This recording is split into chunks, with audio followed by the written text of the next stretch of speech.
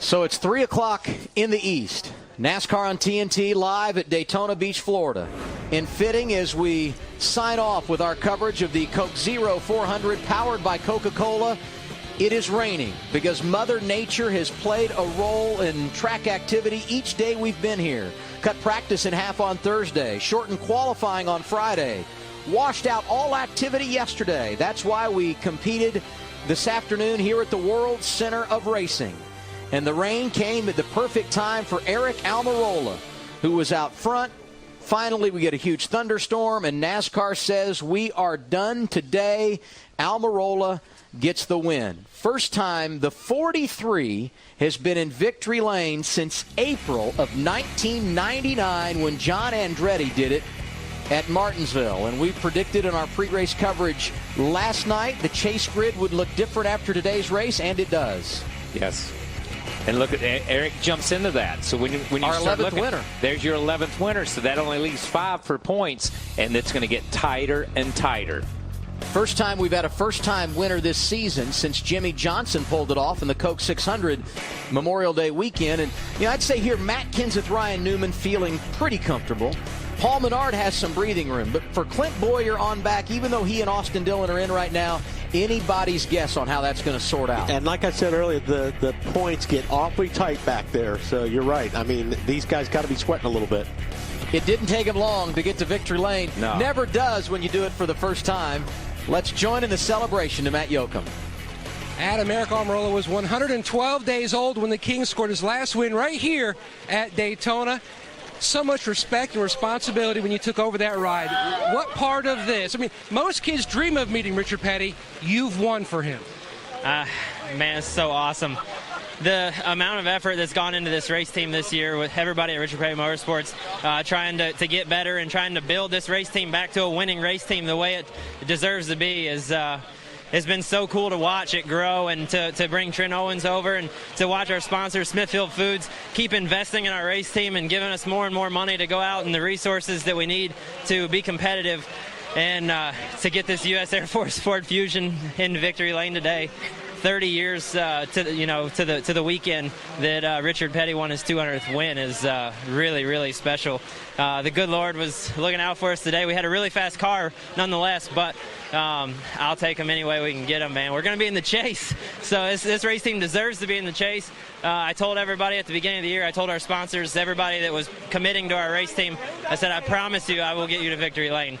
And lo and behold, we've done it. You started out scraping the mud off your grandfather's dirt car. You started racing go-karts at age 8. This is your home racetrack. Could you have scripted it any better? Your first Sprint Cup win and in the famous 43. No, I can't. I went last week down to Tampa, my hometown, to do a lot of media and stuff, promoting the Daytona race here in July.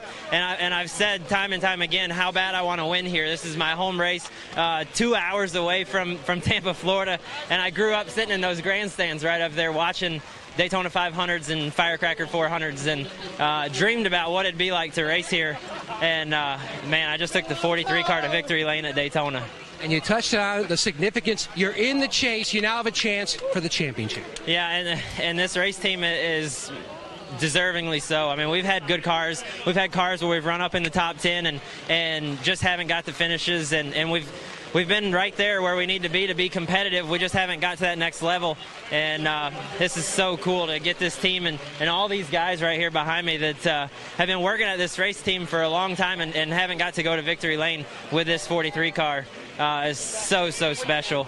I wish my wife and kids were here. They contemplated coming, and they didn't decide to come, and I wish they were here so bad. Today will be a special memory for Aric Almirola. In fact, the last time a Petty car went to victory lane, owned by the Petty family, here at Daytona, 1981. We're going to take some selfies, I think, here, Adam. All right, Matt, and it's only the second time the 400 has been rain-shortened. The last time, 18 years ago today, in 1996, it was Sterling Marlin that went to victory lane. Today, all about Aric Almirola. He has won it at Daytona. The Coke Zero 400 on TNT is brought to you by Coca-Cola Zero. Real Coca-Cola taste and zero. Big block right there. Ryan Sieg had a big move on the outside. David Regan made the block. Did what he had to do. Now let's see if Ryan Sieg can push him. Aric Almirola on the bottom being pushed by the 7. Justin Allgaier in the 7, just below. The 98, Aric Almirola out in front. David Reagan dropping back a few spots. Justin Allgaier giving a shove to Aric Almirola, and into the wall goes David. David Reagan slamming into the wall. Darrell Wallace Jr. quick across the inside wall. The caution has not come out. The race is still on. Justin Allgaier on the high side. Aric Almirola on the bottom of the racetrack. Coming at a turn 4. And the caution will come out. Now we'll have to go back to video to find out who was in the lead when the caution light came out.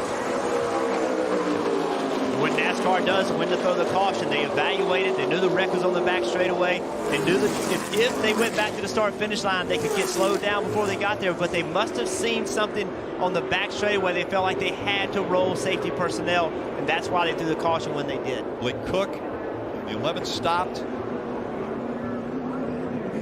Quite a few cars involved in the accident. Benny Gordon in the 14 also involved again. And now it's up to NASCAR.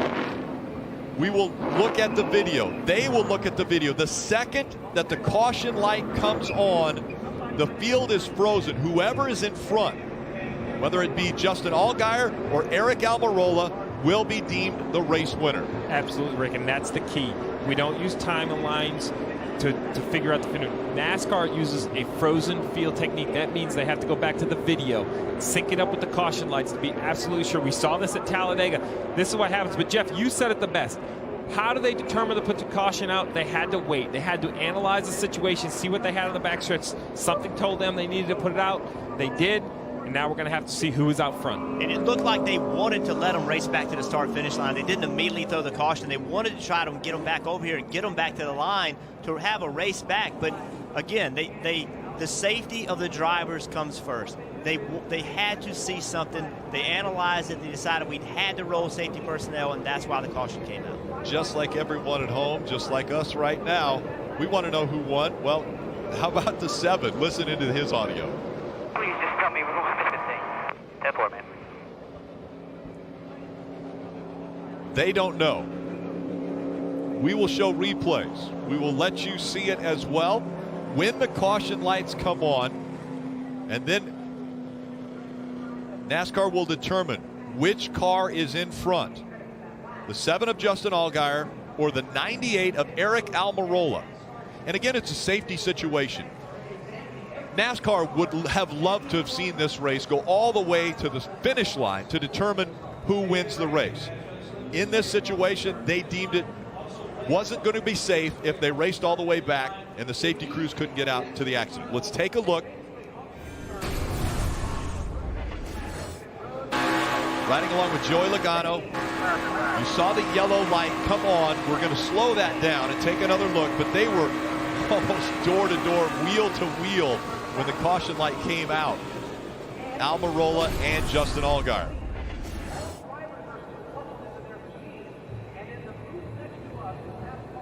It's a tough position for everybody. You know, the drivers want to end at the start-finish line. The fans want to end at the start-finish line. But again, I'm never going to say NASCAR, in the interest of safety, should do something other than err on the side of caution.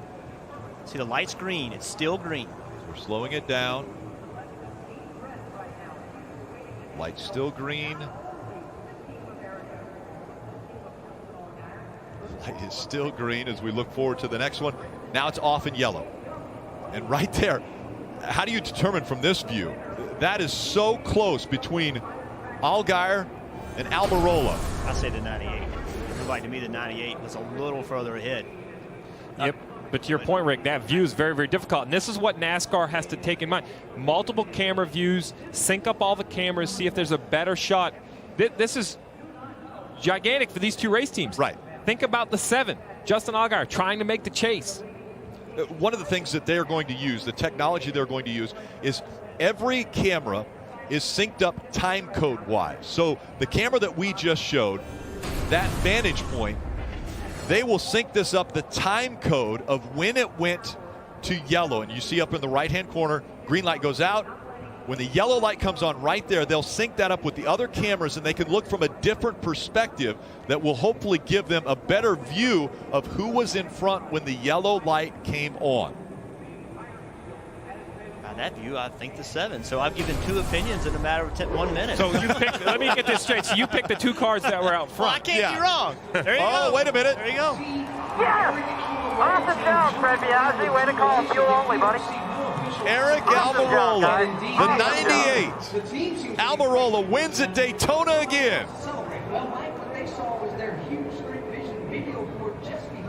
The officials are holding them, even though the celebration has begun with the team.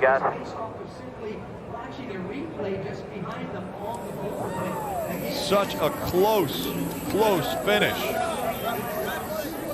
Aric Almirola's last win came at Milwaukee back in 2007.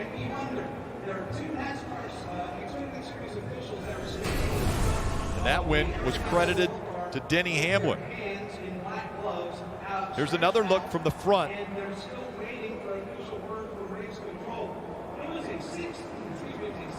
That is so close. From this perspective, once again, you can't get the depth perception. NASCAR had numerous cameras that they were looking at. Almirola is going to celebrate.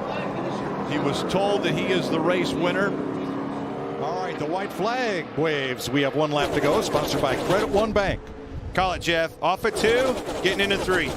I thought it might happen going into 1, but now it's going to happen down the back straightaway. Let's see if they back it up. Look at Logano backing it up.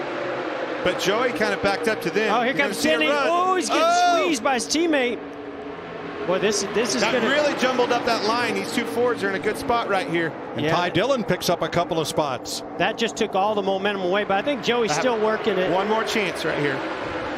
Joey Logano's won his last 2 duels. Here he goes. Bell goes with him on the bottom. Side draft coming from Aric Almirola. Try to stall him. There it goes. Here comes his help with the 20 car. What's 20's the 20 going to go with try him. to put him. And it's Almirola coming to the line. They are 3 abreast. It's Almirola over Christopher Bell and Ryan Newman. Sure enough. Nice job. Great job. That was fun. That was a great Oh, battle. yeah. Great job, boys. Aric, you go over there and kiss that Christopher Bell. He had a choice, and he chose you. Yep.